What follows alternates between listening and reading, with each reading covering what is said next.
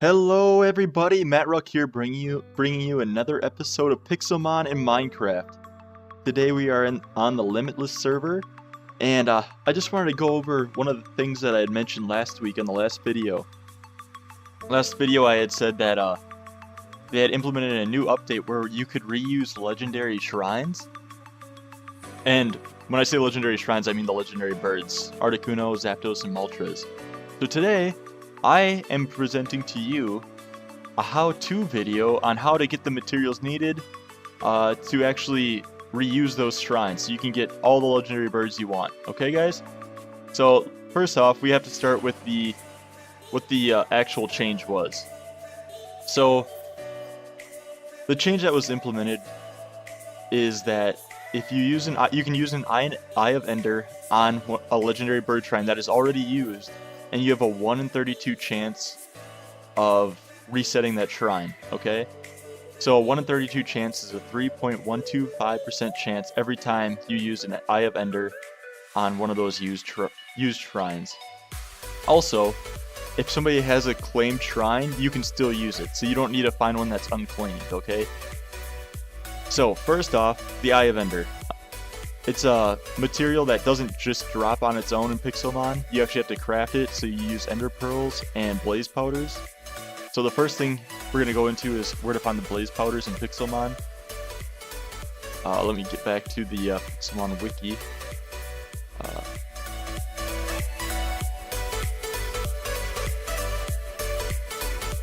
Here we go.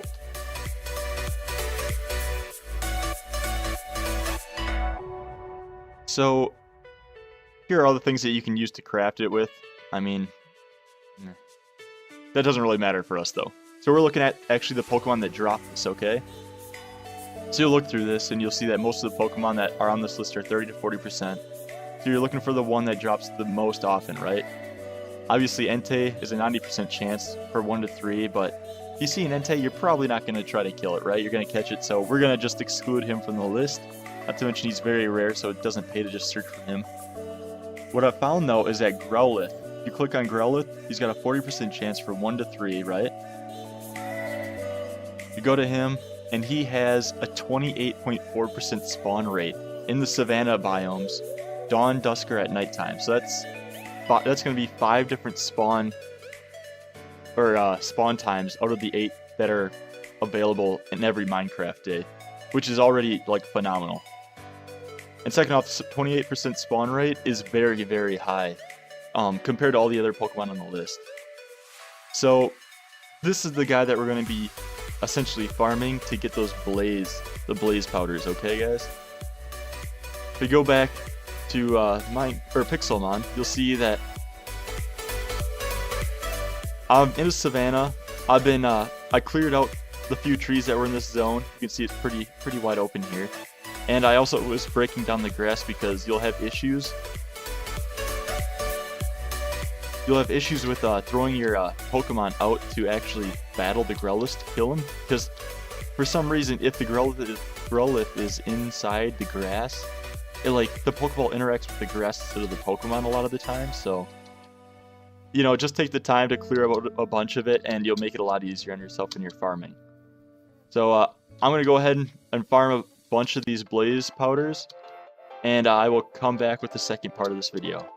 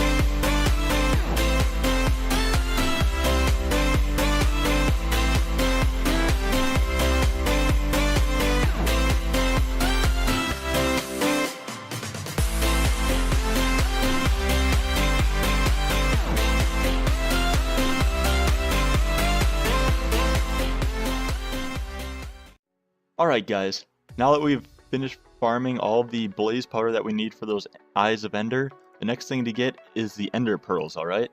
So I'm gonna go pull up the Wikipedia really quick, show you guys.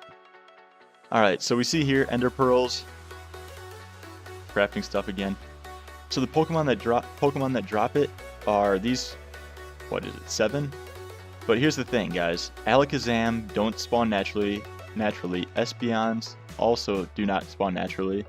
Mew does spawn, but is very, very rare. Mewtwo you need to clone, and then Unknown is a very rare Pokemon. So that kind of leaves the Abras and the Kadabras left to really farm for these Ender Pearls. So we'll start with the Kadabra. This will give you the drop rates, or the spawn rates for the Kadabras, right? And both Abras and Kadabras, you have a 40% chance of dropping Ender Pearls, and it's a quantity of 1 to 3. So it's a pretty standard drop, or a pretty high drop rate for these things. If you look through these percentages, you'll notice that Taiga M has the highest spawn rate for Kadabras, and that's a 10.04% during the day and 4.143 at night. So if you sum them together, it's going to be higher than any of the rest of these together, okay? So right now we're looking at Taiga M to farm Kadabras. Now if we go to Abras, the highest for their spawn rate is also Taiga M. That's 20.08% during the day only. So together, during the day, you have a 30% chance of finding these Pokemon that will drop these Ender Pearls. However, Taiga M biome is extremely rare. I'm sure a few of you have noticed that I've been looking for a Taiga M biome for a few days now. I have managed to find one, but honestly, if you can find a regular Taiga biome, there's a 14.124% chance for the Abra, and for the Kadabra, it's only slightly lower for them to spawn in Taiga as well. So honestly, the time you'd save looking is probably better off just going with the Taiga, or the Taiga biome. So with that being said, I recommend finding a Taiga biome and just farming a whole bunch of these things, because they only stack up to 16. Not that stack size really matters, but you're gonna need a bunch of them. It's a 1-to-1 ratio for blaze powder to Ender Pearl. So yeah, just make sure you farm a bunch of them. It never hurts to have more than you need. And honestly, if you get these things, you could probably sell them for pretty good money too. So alright guys, I will cut the video here and go to farming a bunch of these Kadabras and Abras, and I will come back and hopefully we can start using some of these pearls. Okay guys?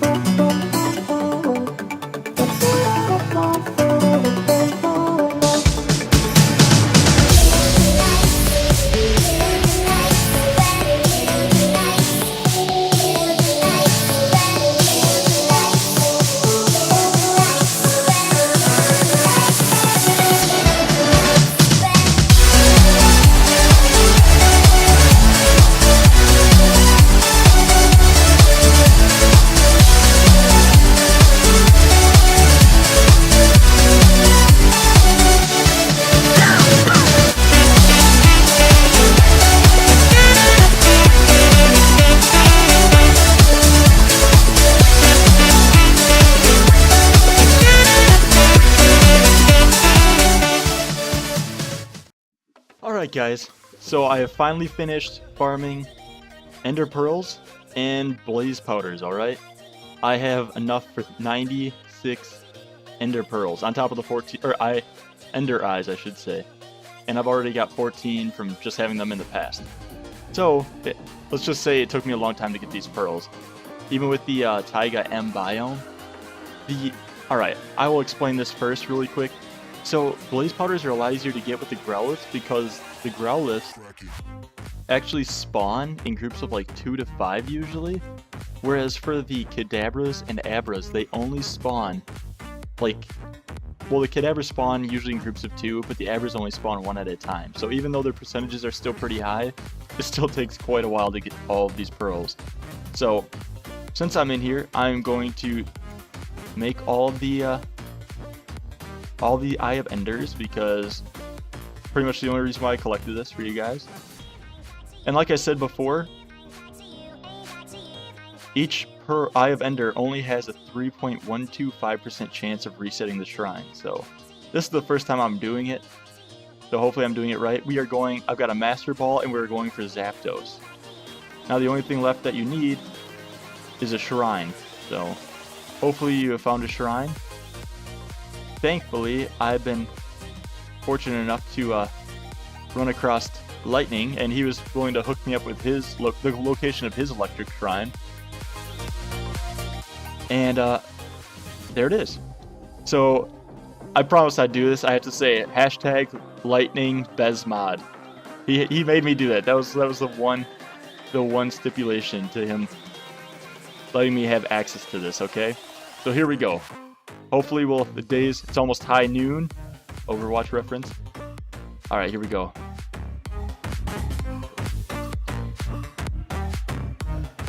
The shrine accepts your offering but does nothing. Okay, so no luck. Nothing.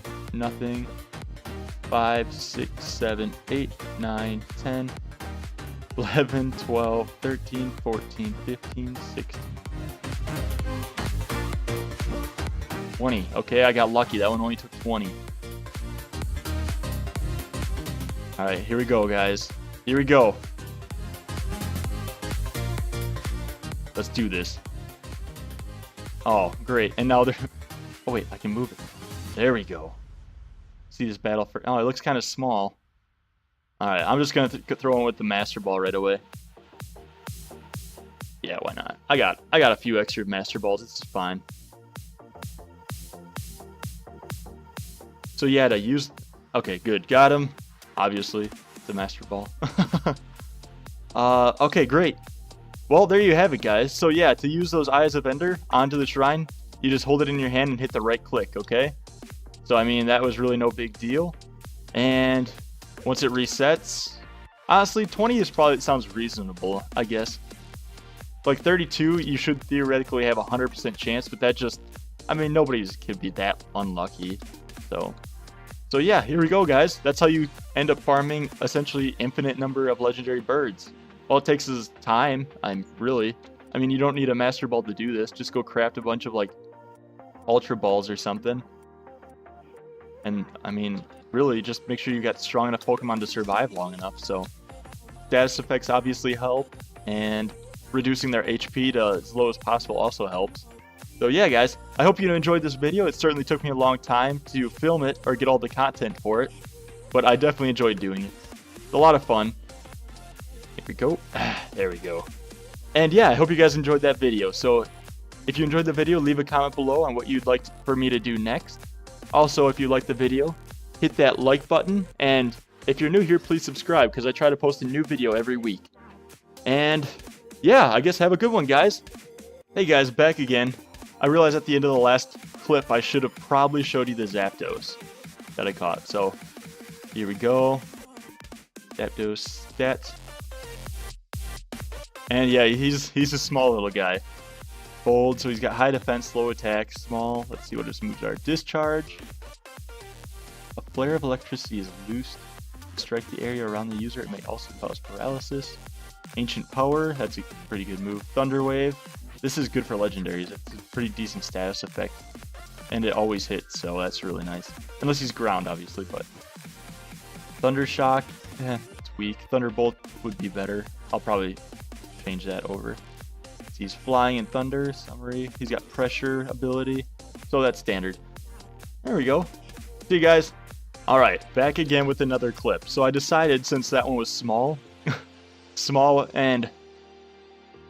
Zapdos, I should say, I decided to try it again because I had a second electric orb. And this is the one I got this time. And you'll never guess his size. Pygmy.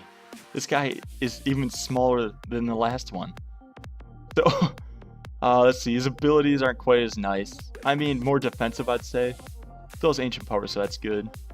And yeah, pretty much the same. The moves are more defensive, I'd say. So, anyways, guys, take care. Have a good one.